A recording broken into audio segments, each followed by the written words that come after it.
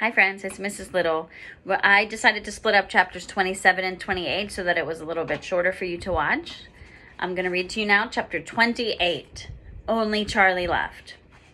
Which room shall it be next? Said Mr. Wonka as he turned away and darted into the elevator. Come on, hurry up. We must get going.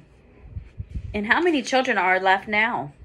Little Charlie looked at Grandpa Joe, and Grandpa Joe looked back at little Charlie. But Mr. Wonka, Grandpa Joe called after him, there's only Charlie left now. Mr. Wonka swung round and stared at Charlie. There was a silence. Charlie stood there holding tightly onto Grandpa Joe's hand. You mean you're the only one left? Mr. Wonka said, pretending to be surprised.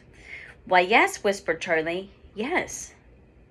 Mr. Wonka suddenly exploded with excitement.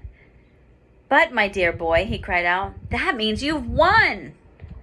He rushed out of the elevator and started shaking Charlie's hand so furiously it nearly came off. Oh, I do congratulate you, he cried. I really do. I'm absolutely delighted. It couldn't be better. How wonderful this is. I had a hunch, right from the beginning, that it was going to be you. Well done, Charlie. Well done. This is terrific. Now the fun is really going to start. But we mustn't dilly. We mustn't dally. There's even less time to lose now than there was before. We have an enormous number of things to do before the day is out.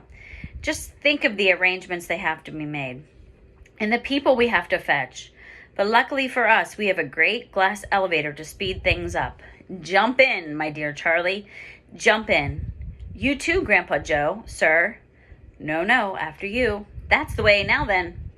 This time, I shall choose the button we are going to press. Mr. Wonka's bright, twinkling blue eyes rested for a moment on Charlie's face. And here they are, getting ready to go into the elevator. Something crazy is going to happen, Charlie thought, but he wasn't frightened. He wasn't even nervous. He was just terrifically excited. And so was Grandpa Joe. The old man's face was shining with excitement as he watched every move that Mr. Wonka made. Mr. Wonka was reaching for a button high up on the glass ceiling of the elevator. Charlie and Grandpa Joe both craned their necks to read what it said on the little label beside the button. It said, Up and Out. Up and out, thought Charlie. What sort of a room is that? Mr. Wonka pressed the button. The glass doors closed. Hold on, cried Mr. Wonka. Then wham! The elevator shot straight up like a rocket. Yippee! Shouted Grandpa Joe. Charlie was clinging to Grandpa Joe's legs, and Mr. Wonka was holding onto a strap from the ceiling.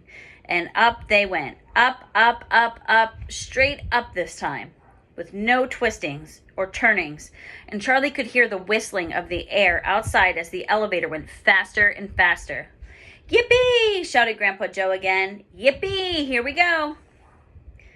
Faster, cried Mr. Wonka, banging the wall of the elevator with his hand. Faster, faster.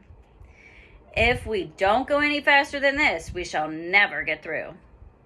Through what? Shouted Grandpa Joe.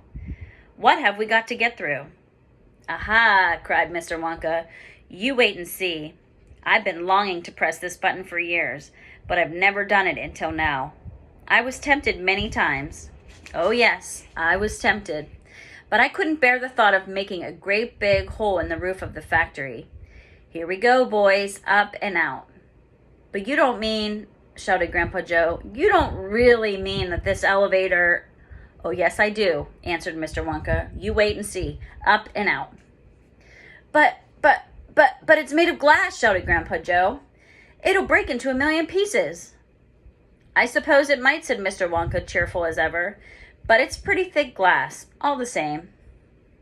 The elevator rushed on, going up and up and up, faster and faster and faster. Then suddenly, crash! And the most tremendous noise of splintering wood and broken tiles came from directly above their heads, and Grandpa Joe shouted, Help! It's the end! We're done for! And Mr. Wonka said, No, we're not. We're through. We're out. Sure enough, the elevator had shot right up through the roof of the factory and was now rising into the sky like a rocket. and the sunshine was pouring in through the glass roof. In 5 seconds, they were 1,000 feet up in the sky. "The elevator's gone mad," shouted Grandpa Joe. "Have no fear, my dear sir," said Mr. Wonka calmly, and he pressed another button. The elevator stopped. It stopped and hung in midair, hovering like a helicopter, hovering over the factory and over the very town itself, which lay spread out below them like a picture postcard. Looking down through the glass floor on which he was standing, Charlie could see the small, faraway houses and the streets and the snow that lay thickly over everything. It was an eerie and frightening feeling to be standing on clear glass high up in the sky. It made you feel that you weren't standing on anything at all. "Are we all right?" cried Grandpa Joe. "How does this thing stay up?" "Candy power," said Mr. Wonka. 1,000,000 candy power. "Oh, look," he cried, pointing down. "There go the other children. They're returning home." And here's a picture of them. This is the glass elevator, and this is the town below them here. And that's the end of chapter 28. And tomorrow we'll read the last 2 chapters. Have a good day. Bye.